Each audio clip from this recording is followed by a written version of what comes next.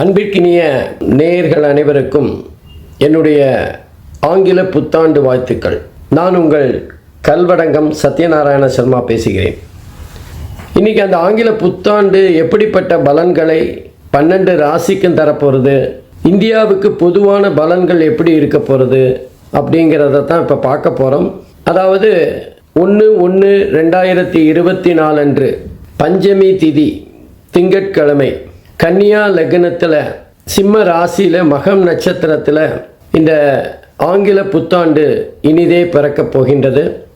மகம் நட்சத்திரம்னாலே ஜகத்தை ஆழ்வாங்க அப்படின்னு ஒரு முதுமொழி இருக்குது. ரொம்ப விசேஷமான நட்சத்திரம். அந்த நட்சத்திரத்தில் இந்த ஆங்கில புத்தாண்டு பிறக்கிறதுனால 2024 அப்படிங்கிற இந்த ஆண்டு நம்முடைய இந்தியாவை ஆளுகின்ற ஒரு ஆண்டாக இருக்கும். நம்ம இஷ்டப்படி நம்ம அந்த ஆண்டை கையில் எடுத்து நமக்கான வழிமுறைகளை எடுத்து செல்கிற மாதிரி எல்லாம் இருக்காது. முழுசாக இந்த ஆண்டு இந்த ஆண்டு எப்படி போகிறது அப்படிங்கிறது இந்த ஆண்டோட கையில் தான் இருக்குது. குறிப்பாக சொல்லணுன்னா இது ஒரு மாற்றத்திற்கான ஆண்டு. இந்த ஆண்டோட மிக முக்கியமான குறிக்கோள், லட்சியம் இதெல்லாம் சொல்லணுன்னா மாற்றம் ஒன்றே மாறாதது அப்படின்னு சொல்லுவோம். அந்த மாதிரி இது மாற்றத்திற்கான மிக அற்புதமான ஆண்டாக இருக்க போகின்றது. ஏன் அப்படின்னு பார்த்தோன்னா, குறிப்பாக மகர ராசியில் சனி பகவானும் புளூட்டோ கிரகமும் இணைந்து கடந்த பல வருடங்களாக, அதாவது ஒரு 3-4 வருடங்களாக சஞ்சாரம் செய்து கொண்டிருக்கின்றது. பொதுவாக புளூட்டோ கிரகம் ஒரு ராசியில் 30லேருந்து 35 வருஷம் வரைக்கும் சஞ்சாரம் செய்வார். சனி பகவான் அந்த மகர ராசியில் ஒரு 2.5 வருஷம் சஞ்சாரம் செய்வார். மகர ராசிங்கிறது நம்ம இந்தியாவோட ராசி. ஆகவே இந்தியாவோட ராசியில் புளூட்டோ கிரகமும் சனி கிரகமும் இணைந்து இருக்குமேயானால் அது மிகப்பெரிய ஒரு புரட்சியை ஏற்படுத்துகின்ற ஆண்டாகத்தான் இருக்கும். அதுவும் குறிப்பாக ஜனவரி மாதம் 17ஆம் தேதி 2023 திருக்கணிதப்படி சனி பகவான் கும்பராசிக்கு பயிற்சி ஆகிறார். அதுக்கப்புறம் அதிசாரமா வக்கரமா அவர் மகரத்திலும் கும்பத்திலுமாக சஞ்சாரம் செய்து பலன்களை தந்து கொண்டிருக்கின்றார். திருநள்ளாறு வாக்கிய பஞ்சாங்கத்தின்படி டிசம்பர் மாதம் 20ஆம் தேதி 2023 சனி பகவான் பயிற்சியாகி மகரத்திலேருந்து கும்பத்துக்கு போகிறார். ஆகவே இந்த புளூட்டோவும் சனி பகவானும் பிரிகின்ற இந்த வேலை அப்படிங்கிறது ஒரு பெரிய மாற்றத்தை தருகின்ற வேலையாக இருக்கும். உதாரணமாக முன்னாடியெல்லாம் நம்ம உலகத்தில் பார்த்தோன்னா அடிமைகளை விலைக்கு வாங்கி அவங்கள கொத்தடிமைகளாக வீட்டில் வேலை வாங்கிட்டு இருக்கிற ஒரு காலம் இருந்தது. இந்த அடிமை கொத்தடிமை போன்ற விஷயங்கள் எல்லாம் அழிக்கப்பட்டது. இந்த மாதிரி சனியும் புளூட்டோவும் ஒரே ராசியில் சஞ்சாரம் செய்து பிரிகின்ற அந்த வேலை தான். ப்ராட்டஸ்டன்ட் அப்படிங்கிற ஒரு பிரிவு கிறிஸ்தவர்களிடம் இருக்கின்றது. அந்த ப்ராட்டஸ்டன்ட் வருவதற்கான காலமும் இது மாதிரி ஒரு ராசியில் புளூட்டோவும் சனியும் இருந்து பிரிந்து சென்ற காலம்தான். அப்போது எந்த நாட்டுக்கு உரிய ராசியில் அந்த புளூட்டோவும் சனியும் சஞ்சாரம் செய்து பிரிகின்றார்களோ அந்த நாட்டுக்கான பலன்களை அவர்கள் தருவார்கள். அப்படி பார்க்குறப்போ மகர ராசிங்கிறது இந்தியாவோட ராசி. இந்தியா ராசியிலேருந்து சனி பகவான் பிரிஞ்சு புளூட்டோலேருந்து பிரிஞ்சு வெளியில் போகிறார் கும்பத்துக்கு. ஆகவே இந்தியாவுக்கான பலன்கள் மாற்றத்தை தருகின்ற மிகப்பெரிய ஒரு பலனாக இருக்கும். நீங்கள் எடுத்து பார்த்தீங்கன்னா கடந்த ஒரு 6 மாதமாக உலக அளவில் பெண்கள், இந்தியாவின் பெண்கள் உச்ச பதவிகளை பெற்ற வரலாறுகளை பார்க்கலாம். இன்னும் வருகின்ற காலங்கூட இந்த மாதிரி பெண்கள் மிகப்பெரிய முக்கியமான பொறுப்புகளில் அமர்கின்ற ஒரு சூழ்நிலை கண்டிப்பாக ஏற்படும். எப்பெல்லாம் இந்த மாதிரி ஒரு புளூட்டோவும் சனியும் சேர்ந்திருந்து பிரிந்து செல்லுகின்றார்களோ அப்போல்லாம் ஒரு புரட்சி வெடிக்கும். அப்போ ஏதாவது ஒரு மிகப்பெரிய கொடுமைகள் அகன்று நன்மைகள் நாட்டுக்கு கிடைக்கும். அந்த மாதிரி ஒவ்வொரு 30 வருஷமும், அதாவது இனி இந்த சனியும் அந்த புளூட்டோவும் சந்திப்பதற்கான வருடங்கள் அப்படின்னா திரும்ப ஒரு அந்த சனீஸ்வர பகவான் கும்பத்திலோ மீனத்திலோ திரும்பவும் சந்திக்க வேண்டி வரும். அப்பவும் கூட அது இந்தியாவோட ராசியாக இருக்காது. அதனால் இந்த காலகட்டம் இந்தியாவோட இந்த ராசி இதெல்லாம் மிகப்பெரிய ஒரு மாற்றத்தை இந்தியாவுக்கு தரப்போகிறது. அதுதான் 2024 பலாபலன்களாக இருக்கும். இயற்கை சீற்றம் இந்த காலகட்டத்தில் ரொம்ப கொஞ்சம் அதிகமாக தான் இருக்கும். குறிப்பாக தென்னிந்திய பகுதிகள் எல்லாமே எதிர்பாராத மிகப்பெரிய வெள்ளம், வெயில், எல்லா விஷயங்களிலுமே சீதோஷ்ண நிலை அல்லது தட்பவெட்ப நிலையில் மாறுதல்கள் மக்களுக்கு ஒரு கஷ்டத்தை தருகின்ற அமைப்பாக இருக்கும். தண்ணி கேட்கும்போது தண்ணி கிடைக்காது, ஆனால் வெள்ளமாக தண்ணி வரும்போது தண்ணி வேண்டான்னு சொல்லும். அதுதான் நிலைமையாக இருக்கும். அது மாத்திரம் இல்லை, மாறுதல் அப்படின்னு சொன்னோம். அப்போது தென்னிந்தியில் எடுத்துட்டாலும் சரி, இந்தியாவில் எந்த பகுதியில் எடுத்துட்டாலும் எங்கெல்லாம் குளிர் அதிகமாக இருக்கும்னு நம்ம நினைப்போமோ, அல்லது குளிர் பகுதி அப்படின்னு நம்ம குறிப்பிட்டிருக்கிற இடங்களுக்கெல்லாம் குளிர் மிதமாக இருக்கும். இது குளிராத ஒரு பகுதின்னு நினச்சிட்டு இருக்கிற பகுதியிலலாம் குளிர் கொஞ்சம் அதிகமாக இருக்கும். உதாரணமாக சென்னையில் குளிர் இந்த வருடம் அதிகமாக இருக்கின்ற ஒரு தன்மையை பார்க்கலாம். அதுக்கு மழையும் ஒரு காரணமாக இருந்தாலும் குளிரின் அளவு கொஞ்சம் அதிகமாக இருக்கக்கூடிய வாய்ப்புகள் இருக்குது. அதே மாதிரி நம்ம அண்டை நாடுகள் மூலமாக ஏதாவது போர் மேகங்கள், போர் வருவதற்கு வாய்ப்புகள் இல்லை. போருக்கான ஏதாவது முகாந்திரம் ஏற்பட்டு அது கடைசியில் பேச்சுவார்த்தையில் சரி செய்யப்படும். ஆகவே ஒரு விதமான பதட்டமான எல்லை பகுதியில் பதட்டம் எப்பவுமே இருந்துட்டு இருக்கிற மாதிரியான ஒரு சூழ்நிலை இருக்கும். அரசியல் தட்பவெட்பங்கள் கூட அப்பப்போ ரொம்ப பாதிப்பாகவும் அதே நேரத்தில் ரொம்ப கொந்தளிப்பாகவும் இருக்கின்ற ஒரு காலகட்டமாக இது அமையும். எதிரிக்கு எதிரி நண்பன்னு சொல்லுவோம், ஆனால் அரசியலில் எதிரி நண்பர் இதெல்லாம் கிடையாதுங்கிற ஒரு தாத்பரியம் இருக்குது. அந்த வகையில் எதிர்பாராதவர்கள் சேருகின்ற ஒரு மிகப்பெரிய மாறுதலை இந்த வருஷம் சந்திக்க போகிறோம். அதுக்கப்புறம் இந்த ஒரு புதிய நோய், கண்ணு சம்பந்தமாக ஏதாவது ஒரு நோய் வரக்கூடிய வாய்ப்புகள் இருக்குது. எப்படி நமக்கு கொரோனா மிகப்பெரிய ஒரு பாதிப்பை தந்து மக்களை முடக்கி போட்டதோ, அதை மாதிரி கண்ணு சம்பந்தமாக ஏதாவது ஒரு சின்ன இனம் தெரியாத ஒரு நோய் பரவி வரக்கூடிய வாய்ப்புகள் இருக்குது. அதே மாதிரி மக்களுக்கு இருக்கிற மாதிரியே ஜீவராசிகளுக்கும் கால்நடைகளுக்கும் விஷ ஜுரங்கிற மாதிரி ஒரு ஜுரம் வந்து மிகப்பெரிய பாதிப்பை தரக்கூடும். இன்னும் சொல்லப்போனால் இந்த காலகட்டத்தில் மக்கள் மிகப்பெரிய ஒரு கொந்தளிப்பிலேயே இருக்கிற ஒரு சூழ்நிலை இருக்கும். ஏதோ நிம்மதி இல்லாத ஒரு காலகட்டமாக இந்த 2024 நகர்ந்து செல்லும். அதுவும் குறிப்பாக அந்த குரு பகவான் ஏப்ரல் மேலே வந்து மேஷத்திலேருந்து ரிஷபராசிக்கு மாறுற வரைக்கும் பாதிப்பு கொஞ்சம் அதிகமாக தான் இருக்கும். நம்ம ஒன்று நினைக்க அது ஒன்று நடக்கிற மாதிரியான சூழ்நிலைகள் ஏற்படும். அங்கங்கே பார்த்திங்கன்னா அந்த தொழில்நுட்பம், கணினி சம்பந்தப்பட்ட தொழில்நுட்பம் மிகப்பெரிய மேன்மையை இந்த காலத்தில் அடையும், உச்சத்தை அடைகின்ற காலமாக இருக்கும். கணினி சார்ந்த படிப்புகள் அமோகமாக மக்களால் வரவேற்கப்படும். எப்பெல்லாம் ஒரு விஷயத்தில் வளர்ச்சி இருக்கோ அப்போ அந்த விஷயத்தில் பின்னாடி ஏதாவது பாதிப்புகளும் இருக்கத்தான் செய்யும். அதே மாதிரி சைபர் கிரைம் அதிகரிக்கின்ற காலகட்டமாக இருக்கும். மோசடி பேர்வழிகள் புதுசாக ஏதாவது ஒரு வழியை கண்டுபிடிச்சு அதன் மூலமாக மக்களை ஏமாற்றுகின்ற காலமாக இருக்கும். பொதுவாக நம்ம ஏமாறும் போது தானே சில விஷயங்களை கற்றுக்கிறோம், எப்படி ஏமாறக்கூடாதுன்னு. ஆகவே புதிய புதிய கண்டுபிடிப்புகளுக்கு இந்த காலகட்டம் மிக அற்புதமாக இருக்கும். குறிப்பாக கணினி சார்ந்த துறைகள் உச்சத்தை தொடுகின்ற மேன்மையை பெறுகின்ற ஒரு காலகட்டமாக இருக்கும். இன்னும் சொல்லப்போனால் இதெல்லாம் கூட கணினினால் பண்ண முடியுமா அப்படிங்கிற ஒரு ஆச்சரியத்தை தருகின்ற வகையில் பல துறைகளுக்குள்ள அந்த கணினி மிகப்பெரிய தாக்கத்தை ஏற்படுத்தும். தொடர்ந்து நம்ம விவசாயம் பார்த்திங்கன்னா இந்த வருஷம் ரொம்ப அமோகமாக இருக்கும். ஆனாலும் நமக்கு மனுஷங்களுக்கும் ஜீவராசிகளுக்கும் இருக்கிற மாதிரியே அந்த பயிர்களுக்கும் ஏதாவது நோய்கள் வரக்கூடிய வாய்ப்புகள் இருக்குது. அதற்கான புதிய மருந்து கண்டுபிடிக்கின்ற காலகட்டமாக இருக்கும். குறிப்பாக மருத்துவத்துறையின் மிகப்பெரிய அறுவடையை இந்த வருஷம் நம்ம பார்க்கலாம். பல விஷயங்களுக்கு அவங்க வந்து முன்னுதாரணமாக இருப்பார்கள். பல விஷயங்கள் புதுசாக கண்டுபிடிக்கக்கூடிய காலகட்டமாக இருக்கும்.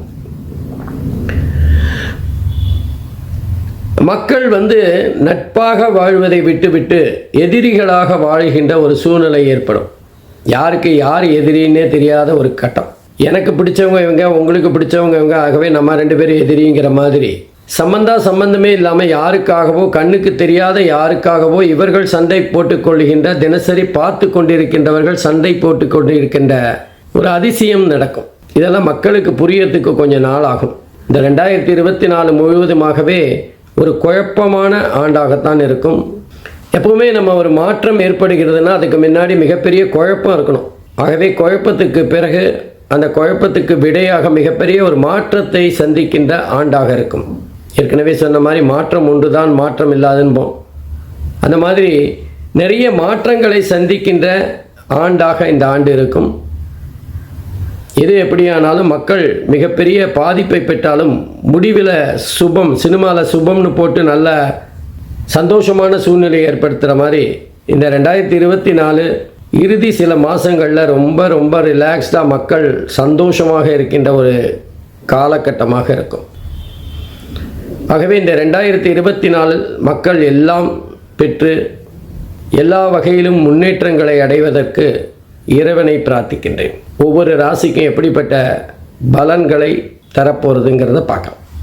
அன்பிற்கினிய மேஷ ராசி அன்பர்களே, இந்த ஆங்கில புத்தாண்டு உங்களுக்கு எப்படி பிறக்க போகிறது, எப்படிப்பட்ட பலன்களை மேஷ ராசிக்கு தரப்போகிறது அப்படிங்கிறத தான் பார்க்க போகிறோம். குறிப்பாக இந்த ஆங்கில புத்தாண்டு பிறக்கின்ற, அதாவது சிம்ம ராசியில் மக நட்சத்திரத்தில் பிறக்கிறதுன்னு பார்த்தோம். சிம்மம் அப்படின்னாலே ஆதிக்கம் நிறைந்த ஒரு ராசி, யாருக்கும் அவ்வளவு எளிதாக வளைந்து கொடுக்காத ஒரு ராசி. அதே நேரத்தில் மேஷ ராசி ஜென்ம ராசியாக குரு பகவான் சஞ்சாரம் செய்கிறார். 12ல் ராகு பகவான், 6வது இடம் என்று சொல்லப்படுகின்ற ருணருத்ர ரோகஸ்தானத்தில் கேது பகவான், லாபஸ்தானம் என்று சொல்லப்படுகின்ற 11வது இடத்துல சனி பகவான் சஞ்சாரம் செய்து பலன்களை தர இருக்கின்றார். இதில் குரு பகவான் ஏப்ரல் மேக்கு அப்புறம் பெயர்ச்சியாகி மேஷராசிக்கு 2வது இடமான தனஸ்தானம், வாக்குஸ்தானம், குடும்பஸ்தானம்ங்கிற ஒரு அற்புதமான ஸ்தான பலம் பெற்று பலன்களை தர இருக்கிறது. ஆகவே மேஷராசியை பொறுத்தவரை ஏப்ரல் மேக்கு அப்புறம் ரொம்ப ரொம்ப சூப்பராக இருக்கும். 11வது இடத்துல இருக்கிற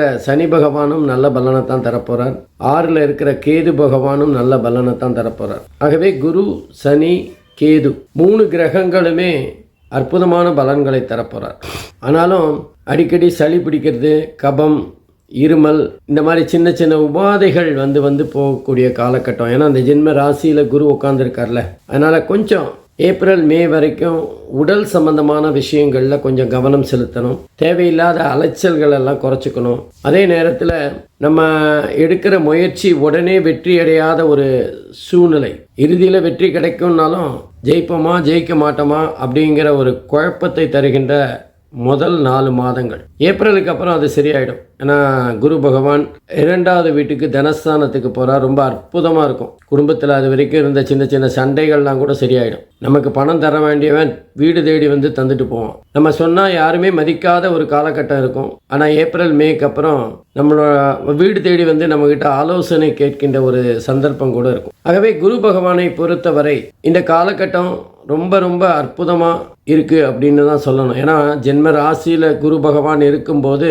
கொஞ்சம் ஒரு தடங்களை ஏற்படுத்தினாலும் அது பெரிய அளவுக்கு நமக்கு பாதிப்பை தராது. அதே மாதிரி அந்த குருவோட பார்வை அப்படிங்கிறது 5, 7, 9 அப்படிங்கிற குரு பார்வை மேஷ ராசிக்கு 5, 7, 9ல் வருது. 5ங்கிறது பூர்வ புண்ணியஸ்தானம், 7ங்கிறது கலத்திரஸ்தானம், 9ங்கிறது பாக்யஸ்தானம். 3 அற்புதமான இடங்களை குரு பகவான் பார்க்குறார். திருமணம் ஆகாதவங்களுக்கெல்லாம் திருமணம் கைகூடி வரும். புத்திர பாக்கியம் இல்லாதவங்களுக்கெல்லாம் ரொம்ப நாளாக புத்திரம் இல்லைன்னு எதை தின்னா பித்தம் தெளியுங்கிற மாதிரி அலைஞ்சிட்டு இருந்தவங்களுக்கு நல்ல செய்திகளை தருகின்ற மாதமாக இருக்கும். அதே மாதிரி சிலர் காதல் வயப்படக்கூடிய வாய்ப்புகளும் இருக்குது. தொழிலில் நம்ம பார்ட்னர் நமக்கு அனுசரணையாக நம்மளை தூக்கி விடணுங்கிற ஒரு நல்ல எண்ணத்தோடு செயல்படுறத பார்க்கலாம். கூட்டு தொழில் ரொம்ப சிறப்பாக இருக்கிற காலகட்டமாக இருக்கும். வியாபாரம் பண்ணுறவங்களுக்கும் ரொம்ப அற்புதமாக இருக்கும். அதாவது நம்ம ஒரு தொழில் பண்ணுறோன்னா அந்த தொழிலை சார்ந்த வேறொரு புதிய தொழிலை ஆரம்பிக்கின்ற காலகட்டமாக இருக்கும். நம்மளோட தொழில் விஸ்தாரமாக செல்லுகின்ற ஒரு வளர்ச்சியை கண்கூடாக பார்க்கலாம். அதே மாதிரி நண்பர்களும்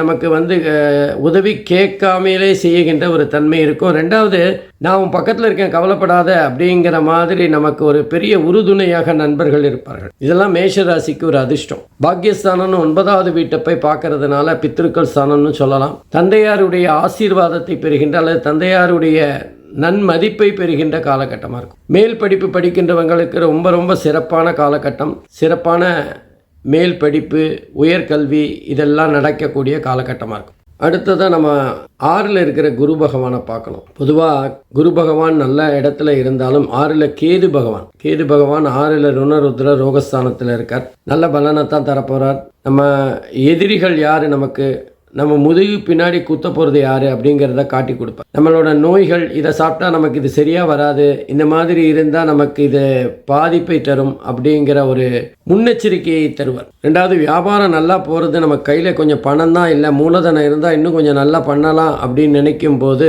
நமக்கு வங்கியிலேருந்து கடன் கிடைக்கலாம், அல்லது நம்முடைய நண்பர்கள் யாராவது பண உதவி செய்யலாம். ஆகவே முதலீடு போன்ற விஷயங்கள் சிறப்பாக இருக்கும்.